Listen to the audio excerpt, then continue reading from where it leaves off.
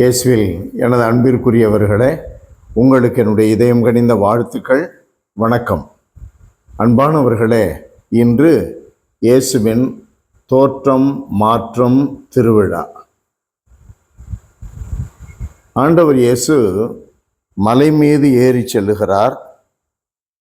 ஓர் உயர்ந்த மலைக்கு அவர்களை அழைத்து செல்லுகிறார். அங்கே அவர்கள் முன் அவர் தோற்றம் மாறினார். ஆடைகள் இவ்வுலகில் எந்த சலவைக்காரனும் வெளுக்க முடியாத அளவிற்கு வெள்ளை வெளியேறென ஒளி வீசியது.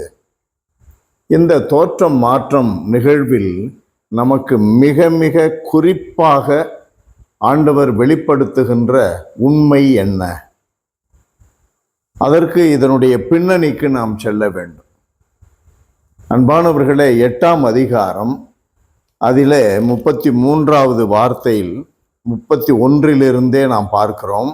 மானிட மகன் பலவாறு துன்பப்படவும் மூப்பர்கள், தலைமை குருக்கள், மறைநூல் அறிஞர்கள் ஆகியோரால் உதறி தள்ளப்பட்டு கொலை செய்யப்படவும் 3 நாள்களுக்கு பின் உயிர்த்தெழவும் வேண்டும் என்று இயேசு அவர்களுக்கு கற்பிக்க தொடங்கினார். இது அவர்களுக்கு, சீடர்களுக்கு மிக வருத்தம், அவர்களுக்கு ஒரு தளர்வு. இந்த துன்பத்தை பற்றிய இயேசுவினுடைய அறிவிப்பை பேதுரு மிக கடுமையாக சாடுகிறார். ஆகையினால் இயேசு பேதுருவிடம், என் கண்முன் நில்லாதே சாத்தானே என்று கூட திட்டுகிறார். அப்படிப்பட்ட ஒரு சூழ்நிலையில் இயேசு ஆண்டவருடைய உண்மையான மகிமை என்னவாக இருக்கும் என்பதை குறித்து தன்னுடைய சீடர்களுக்கு வெளிப்படுத்தி, அவர்கள் மனம் தளராமல் தன்னுடைய போதனையை பின்பற்ற, தன் வழிகளை பின்பற்ற, கடைசி வரையிலும் தன்னுடைய எதிர்பார்ப்பின்படி உலகம் முழுவதும் சென்று அவருடைய நற்செய்தி அறிவிக்க வேண்டும் என்பதற்காக இந்த வெளிப்பாடு. ஆகையினால் ஆண்டவர் இயேசு உருமாற்றம் பெறுகிறார். இந்த துன்பங்களோடு வாழ்க்கை முடிந்து போகவில்லை. மானிட மகன் துன்பப்படுவார், கொல்லப்படுவார், ஆனால் உயிர்த்தெழுவார். மகிமை என்று ஒன்று உண்டு. அதை யாரும் கற்பனை செய்து பார்க்க முடியாது.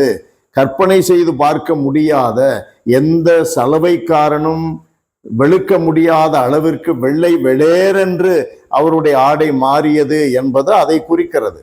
அளவிட முடியாத, கற்பனை கெட்டாத ஒரு மாட்சிமை இயேசுவிற்கு உண்டு. ஆகையினால் இந்த துன்பங்களோடு வாழ்க்கை முடிவதில்லை. துன்பங்கள் ஒரு வழிதான், துன்பங்கள் ஒரு சாதனை தான். ஆகையினால் தோற்றம் மாற்றம் பெற வேண்டும் என்பது நம் ஒவ்வொருவருக்கும், இயேசுவை பின்பற்றுகின்ற ஒவ்வொருவருக்கும் இருக்க வேண்டிய இலக்கு, உள்ளத்தில் இருக்க வேண்டிய உறுதிப்பாடு.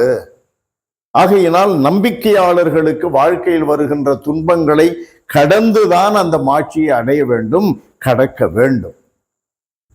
அன்பு நிறைந்த எங்கள் இறைவா, உம்மை போற்றுகிறோம், மிகுந்த தாழ்ச்சியோடு ஆராதிக்கிறோம். கடவுளே, நீர் வல்லவர், நீர் நல்லவர், எங்களுக்கு போதுமானவர். எங்கள் வாழ்க்கையில், நம்பிக்கையாளர்களாகிய எங்கள் வாழ்க்கையில் எவ்வளவு துன்பங்கள் வந்தாலும் அதை மகிழ்வோடு இயேசு சிலுவையை அணைத்து கொண்டதை போல நாங்களும் அந்த துன்பங்களை கடந்து செல்ல எங்களுக்கு துணிவை தாரும், துணையாக இரும். ஏனென்றால் இந்த துன்பங்களுக்கு பிறகு மாட்சி உண்டு. கண்ணு கெட்டாத அந்த மாட்சியை இப்பொழுது கண்களுக்கு காண்பித்த இயேசுவினுடைய அந்த போதனை, அந்த நிகழ்வு எங்களை உறுதிப்படுத்துவதாக. எங்கள் வாழ்க்கையில் எப்பொழுதும் அந்த மாட்சியை நோக்கி நாங்கள் பயணிக்க எங்களுக்கு அருள்தாரும். இயேசுவின் நாமத்தில் ஜெபிக்கிறோம் பிதாவே. ஆமென், ஆமென்.